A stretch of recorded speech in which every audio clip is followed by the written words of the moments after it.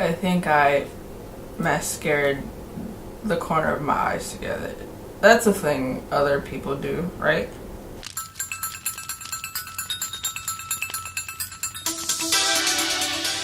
Hi guys, welcome back to my channel. This is another Top 5 Wednesday. Now, for those of you that are unfamiliar with what Top 5 Wednesday is by now, it was a Goodreads group that I believe was started by Ginger Reads Elaney, and I will link the Goodreads group down below.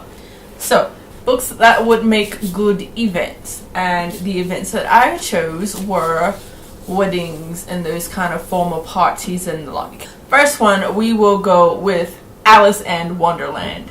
And the reason being is because that world is just so topsy-turvy and loopy in some ways that you can basically do whatever you want. Like, I picture the couple getting married under this giant freaking warped doorway for an arch. Instead of like a gazebo, there's this giant huge like warped kind of a door. All the chairs would have like weird curvy backs, and they'd either be really big or really little, and I think the guests would get a kick out of that. And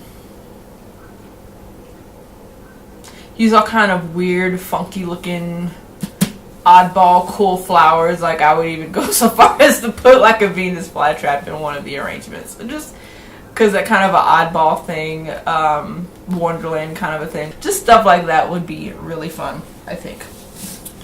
For the next book going along on that theme, I have picked The Night Circus by Erin Morgenstern. Now, I have not read this book yet, but just the circus theme in general would be really cool. In the way that for a lot of weddings and formal events, they hang like silk and organza and whatnot from the ceiling. You can transform, like if it's too cold or too hot where you live, you can transform the inside of the event center or arena or auditorium or movie theater, wherever you're having your wedding, and just drape it from the ceiling and down the walls and make it look like a big tent, and have all of the tables set around the outside so that the inside looks like a ring, and the DJ or MC or pastor, minister, officiator, whoever can be dressed like the ringmaster and just have this epic freaking red and gold velvet embroidered with epaulettes, and it just would be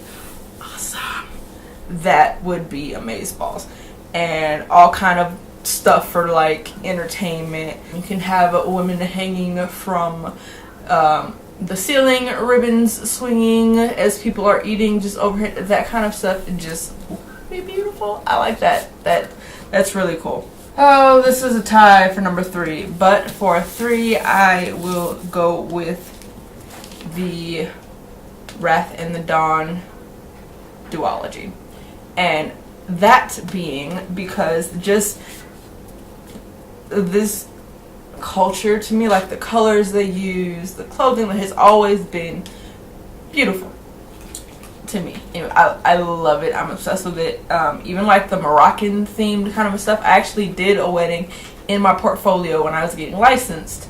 One of them was a Moroccan theme, and it had these kind of the walls they used to separate like the sitting area from the ballroom area for when guests wanted a break, and then the tablecloth had this kind of overlay on top of it. So I think it was a deep gold tablecloth, and then the top overlay had these cutouts, and I think the top one was a deep rich red or purple with gold chargers and plates and crystal goblets and gold silverware, and it was just really, really pretty. I think that would be gorgeous, and guests could sit on giant pillows. Just lots of red, deep reds, purples, greens, royal blues, just really pretty gem colors. I would love that. That probably would be, I'm gonna say this a lot, like I've planned so many weddings, I'm like, that would be my dream wedding. Yeah, if I had like 7 of them, which I don't intend to ever do. Number 2, I will say Geek Arella. And I know a lot of you probably just went, what the hell? But the reason I say that is because, think about it, we are all uber nerds, right? Or you probably wouldn't be here. Think about your favorite fandom and what it would be like to have a birthday party or a wedding or just a giant dinner, some kind of event that was based on your favorite fandom. So when I say Geek Arella, I don't mean specifically like that Geek Arella in itself, but in the same way that there was this giant ball in there that was basically everyone dressed up as their favorite fandom in formal wear. That kind of event would be awesome. So if, you know, your fandom is Doctor Who, then I've seen brides with these big, huge, billowy, royal blue, TARDIS blue wedding dresses. Basing a wedding off of your favorite fandom would be awesome. You know, in the same way that people, a lot of the grooms and groomsmen, or even the brides and the bridesmaids, or whoever is getting married, they will, you've seen the pictures like this, where the grooms all have the superhero shirts underneath and they're opening their tuxedo shirts, and they have like Superman and Batman under, and everybody thinks it's cliche and stuff. I love that. That is awesome to me. It is your wedding day or your birthday party or whatever, and despite how formal it should be, it should still be what you want. So I have always been a big fan of putting my dorky ass personality into whatever I do. So yeah, if I ever get married, then I will probably have some very dorky aspects to it, and subtle stuff people will pick up on and be like, really, Lauren? Really? Yeah. Yup. I sure will. So then for number 1, I picked the Court of Thorns and Roses trilogy, and that is because of one thing: the division of the courts.